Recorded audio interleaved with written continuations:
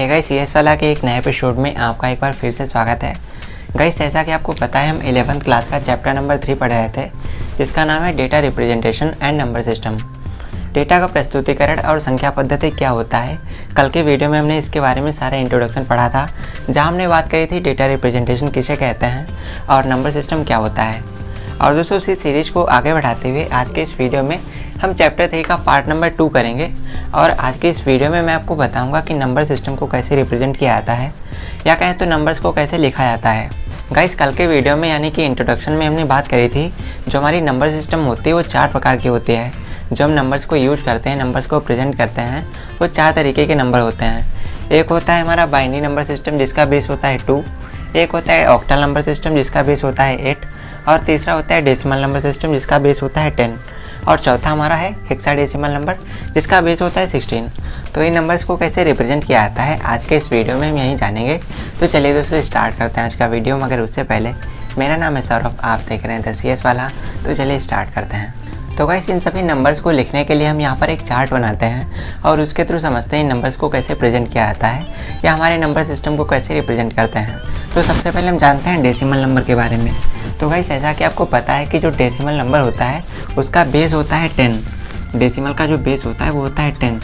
10 का मतलब ये हुआ कि डेसिमल नंबर्स के अंदर हम जो नंबर यूज़ करते हैं वो 0 से लेकर के 9 तक होते हैं। तो उनको हम इस तरीके से रिप्रेजेंट कर सकते हैं 0, 1, 2, 3, 4, 5, 6, 7, 8 और 9।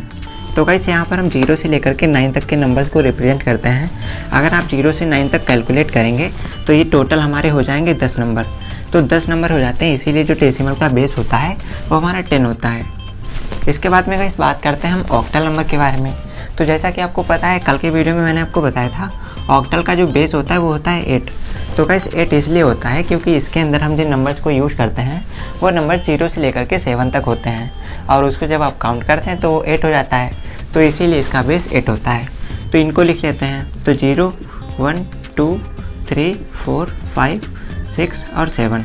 तो अगर आप 0 से 7 तक काउंट करते हैं तो ये टोटल आपका 8 हो जाता है। तो इसीलिए हमारा जो ऑक्टल का बेस होता है वो 8 होता है।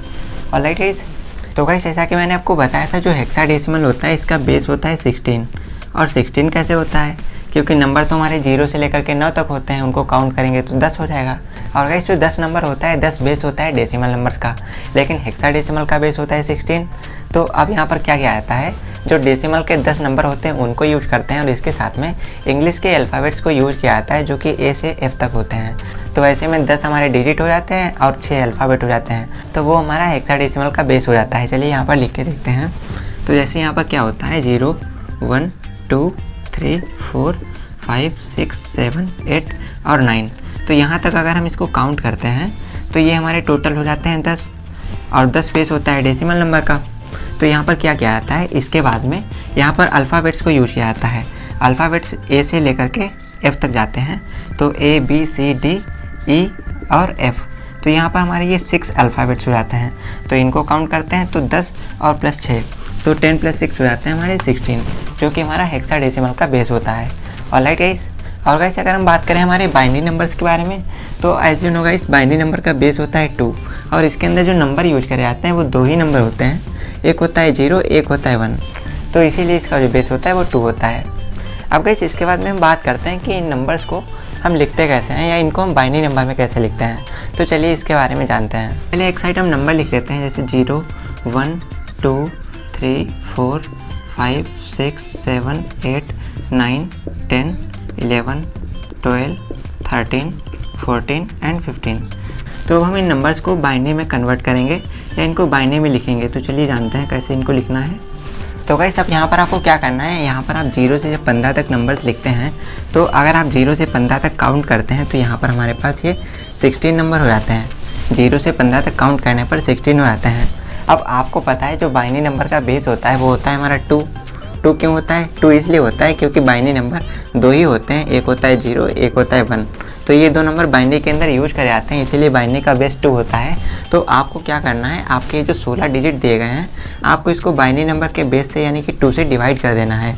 तो जब आप इसको डिवाइड करेंगे तो आपका आंसर आ जाएगा 8। तो 8 आने पर आपको क्या करना है, आपको यहाँ पर 8 टाइम 0 लिख लेना है। तो चलिए 0 लिख लेते हैं। अब आपको 8 टाइम 1 लिख लेना है नीचे, तो यहाँ पर नीचे 8 टाइम 1 लिख लेते हैं। अब गाइस इसके बाद में आपको क्या करना है, आपका ये जो 8 आया हुआ है, आपको 8 को बाइनरी नंबर के बेस से यानी कि 2 से फिर से डिवाइड कर देना है। तो आपका जो आंसर आ जाएगा वो आ जाएगा 4। तो 4 आने पर आपको क्या करना है, आपको फिर से 4 टाइम 0 लिखना है। तो 4 टाइम 0 लिख लेते हैं, 4 टाइम 0। उसके बाद 4 टाइम 1 लिखना है, फिर 4 टाइम 0 कर देंगे और फिर 4 टाइम 1 कर देंगे। अब गाइस इसके बाद में आपको क्या करना है, जो आपका 4 आया है इसको आपको फिर से बाइनरी नंबर के बेस से डिवाइड कर देना है। तो आपका 2 आ जाता है। अब जब आपका 2 आ जाता है तो आपको यहाँ पर फिर से 2 टाइम 0 कर देना है, 2 टाइम 1 कर देना है, फिर 2 टाइम 0, फिर 2 टाइम 1, फिर 2 टाइम 0, फिर 2 टाइम 1, फिर 2 टाइम 0, फिर 2 टाइम 1।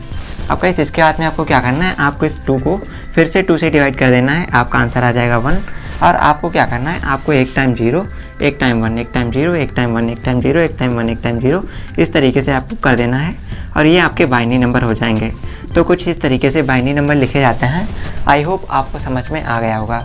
तो गाइस आज के इस वीडियो के लिए बस इतना ही। जानकारी आपको पसंद आए तो वीडियो को लाइक कर दीजिए। और अगर आप कंप्यूटर साइंस के स्टूडेंट हैं, 11th क्लास में पढ़ते हैं, 12th में पढ़ते हैं, तो ये चैनल आपके लिए है। चैनल पर एक बार ज़रूर से विजिट कीजिएगा। तो चलिए दोस्तों, जल्दी ही मिलते हैं आपसे एक और नए वीडियो के साथ। तब तक के लिए देखते रहिए CS वाला। नमस्कार।